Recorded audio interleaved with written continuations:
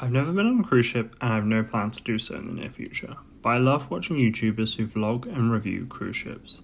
I get a kind of secondhand enjoyment out of it. Cruise ships are generally indulgent experiences, and it's fun seeing people enjoying food, drinking, and enjoying the endless amenities. But I think the main reason I watch them is a fascination with just how much stuff can be crammed onto a single ship. Cruise ships have been in the news a lot lately, one of the reasons being a 9-month cruise that's currently making its way around the world, and the passenger drama that's been unfolding on social media. There's also the Icon of the Seas, the largest cruise ship in the world, having its maiden voyage, featuring, but not limited to, Category 6, the largest water park at sea, featuring 6 slides and the tallest water slide on a ship, 7 pools, a full-size go-kart racetrack, parks, over 20 restaurants, as well as 15 nightclubs and live music venues. But cruise lines have gone beyond just creating cruise ships that cater to guests' every whim. In fact, the destinations are now often created by the cruise lines too.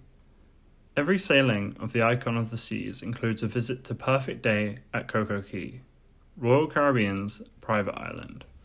For people who go on cruises regularly, I'm sure this is already common knowledge, but I wasn't aware of just how many private islands owned by cruise lines there are, and it was surreal to see these little worlds built and owned by cruise lines. Private islands have quickly become a must-have for any cruise line worth its sea salt. There are at least 10 islands owned by cruise lines, and that's not including the large private resorts on small islands that act as de facto private islands. In the Bahamas, there's Royal Caribbean's CocoCay, Disney's Castaway Cay, Carnival's Half Moon Cay, Norwegian's Great Stirrup Cay, Princess Cruises' Princess Keys, as well as MSC's Ocean Cay. In French Polynesia, there's Paul Gauguin Cruises' Moto Mahana. In Belize, there's Norwegian Cruises' Harvest Cay. In Haiti, there's Royal Caribbean's Labadee Resort. In the UAE, MSC and TUI share Sir Bani Yas Island. And thanks to the recent success of CocoCay, the concept only seems to be growing in popularity. But what are these private islands like? And what can they tell us about modern tourism?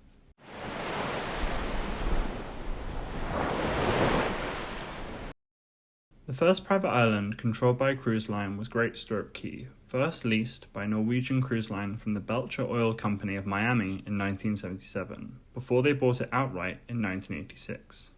Like most private islands owned by cruise lines, it's located in the Bahamas, specifically the Berry Islands, which is home to several private islands, some going for as little as $2.2 million if you fancy a bargain.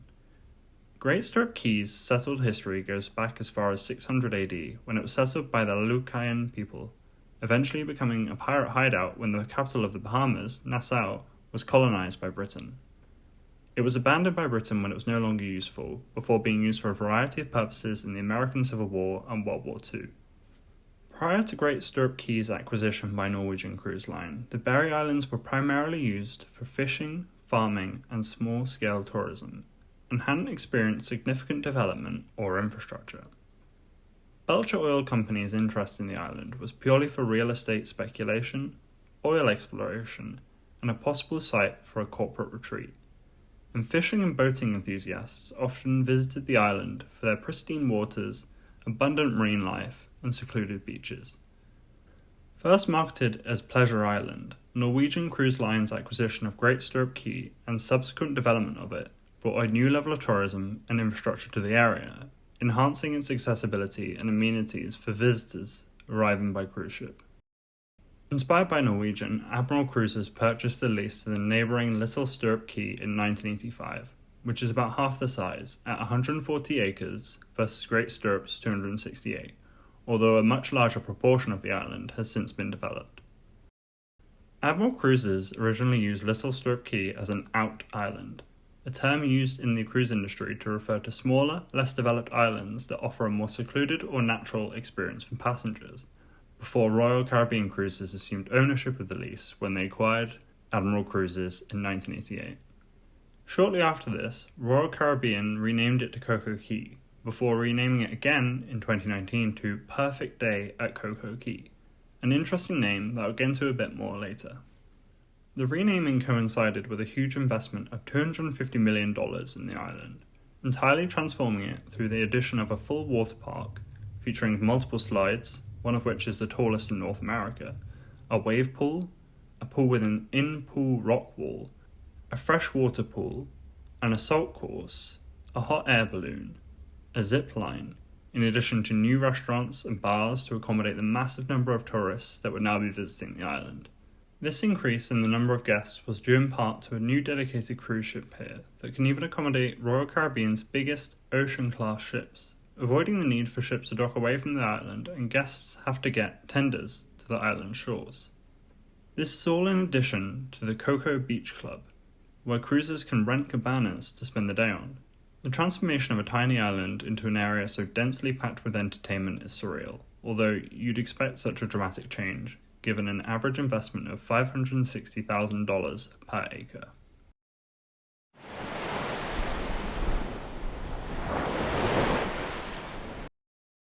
Unsurprisingly, the massive development of the island was condemned by environmental activists when it was first announced.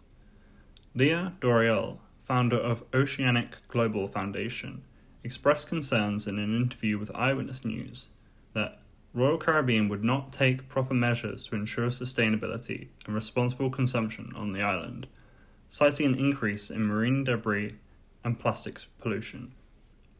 Activist Heather Carey of Raising Awareness About the Bahamas Landfill, RABL, wrote in a Facebook post, "Just another example of how the cruise ship industry does little to benefit us locally and instead continues to make the visitor experience more insular to the cruise ship islands, taking away any motivation to explore places like Nassau or to enjoy the excursions we offer." Royal Caribbean's plans for the island were approved by the Bahamas Environmental Science and Technology Commission, following 2 environmental reviews in 2015 and 2016. When Royal Caribbean added a pier to the island at the end of 2018, deep enough to accommodate the biggest ships, this involved intensive dredging of the surrounding coral basin. During the pandemic, the Bahamian government allowed many cruise ships to anchor near their private islands for prolonged periods, due to their flying under the country's flag. In 2020, Eric Carey, the Bahamas National Trust's executive director, alerted the country's government to the findings of local fishermen, who observed severe damage to nearby coral, resulting from cruise ship anchors and chains dragging along the ocean floor.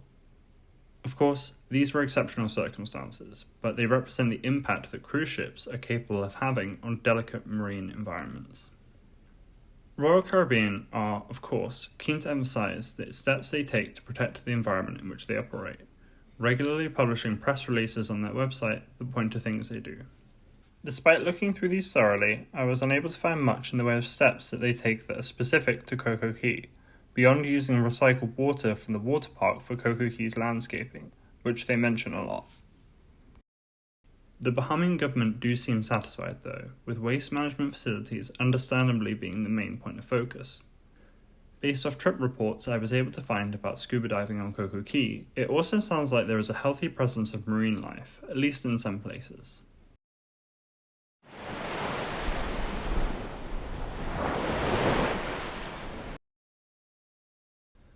While not to everyone's tastes, Royal Caribbean have succeeded in creating an island that is idyllic to their passengers. The water park and activities are a big part of the attraction, but it aims to have something for everyone in an extremely limited amount of space. The white sands, pools at the perfect temperature, is a lot of people's idea of paradise, and it would be dishonest to say we don't know why. Despite having never been on a cruise, I subscribe to a lot of cruising YouTubers, and reviews of CocoCay in particular are mostly positive. Private islands allow cruise lines to create destinations where they can control every aspect of the guest experience, while the ports that cruisers can dock at around the world are extremely varied, whether that be in the Mediterranean, Scandinavia, Japan, Southeast Asia, etc. This can result in inconsistent and unpleasant guest experiences. Tourists are prime targets for scams, pickpocketing, and rip-offs. They might visit bad restaurants or struggle with cultural norms different to their own. While on a rational level, this isn't a reflection of the cruise line. It taints the experience for passengers in a way that might discourage them from choosing that cruise line again, or put them off cruising entirely. Of course, many would justifiably argue that messy, imperfect experiences in places away from home are what makes tourism exciting, that part of visiting another country is getting lost, trying restaurants on a whim, and immersing yourself in the culture. Cruise passengers are not all alike too, and passengers choose specific routes for a reason. Somebody going on a cruise from Florida to the Bahamas will have different expectations to someone going on a cruise in the Mediterranean. The former will likely be looking forward to getting some sun and enjoying some cocktails, while the latter might be looking forward to spending the day in Rome and soaking up the culture. But unlike the latter, the former is an experience that cruise lines can fully own. Like the cruise ship itself, cruise lines can build a destination that is entirely catered to what guests want out of their visit. This is exactly what Royal Caribbean encapsulated when they renamed CocoCay to Perfect Day at CocoCay. It's their idea of the perfect guest experience. The benefit of this control over the guest experience is also that the cruise lines have a captive market, and money that they spend all goes back to the cruise line. Cruise private islands vary in how expensive they are, and the amount that a passenger spends obviously depends heavily on what they choose to do on the island. For example, cruise passengers will normally have the option to pay for packages that cover all food and drink on the ship, with exceptions for certain restaurants or menu items, and these will sometimes include food and drink on the private islands too. These islands normally offer an array of excursions and activities that passengers can do though, and as you can imagine, these can be very expensive, because it's not like they can go to the zip line down the road instead. The cabanas available on the islands are some of the most expensive experiences, being charged up to a staggering $4,000 per day at CocoCay. The prices at CocoCay in particular have been a common point of criticism amongst cruise ship reviewers, likely a result of Royal Caribbean trying to recoup its $250 million investment in the island. Not all cruise private islands are the same though, so it's difficult to talk in broad terms about the cost of visiting them. However, CocoCay has quickly become the poster child for them due to its success, and so it's a useful point of reference. In fact, a recent article from Cruise Hive suggests that NV2A, a major construction company involved in the redevelopment of Norwegian's Great Stirrup Cay in 2016, will be doing further development on the same island. This would include the construction of a pier that would bring an increase in guest volumes from 286,357 in 2019 to a projected 714,000, due in part to a new pier that can accommodate 2 cruise ships at the same time. I was unable to find any other sources verifying this though.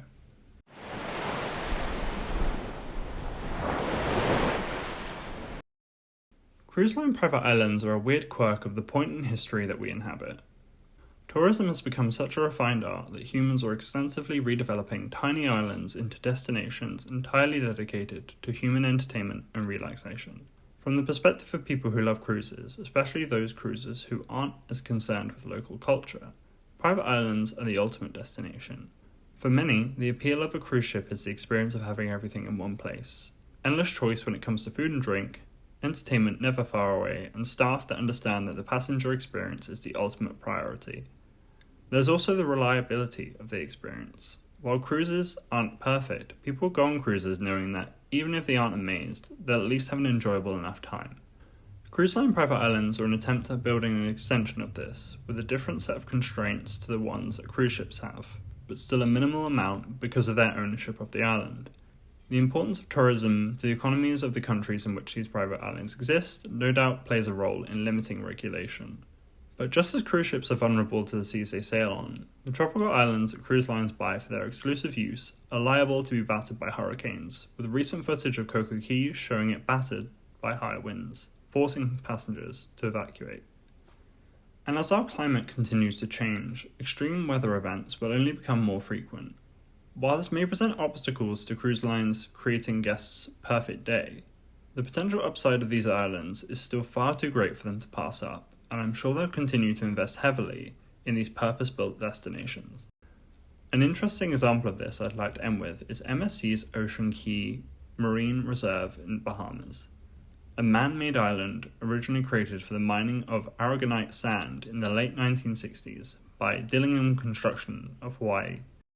In 2015, MSC announced that they'd be spending $200 million to redevelop the island, including the removal of all abandoned mining equipment and infrastructure, ultimately leading to marine reserve status.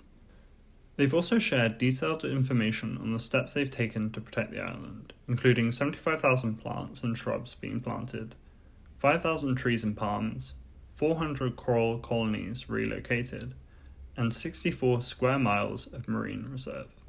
While this may be vastly more low-key than CocoCay, can these private islands ever be truly justified? Or are cruise ships simply incompatible with the delicate ecosystems of tropical islands? I'd love to hear your thoughts, so drop them in a comment below, and please like and subscribe. It's appreciated.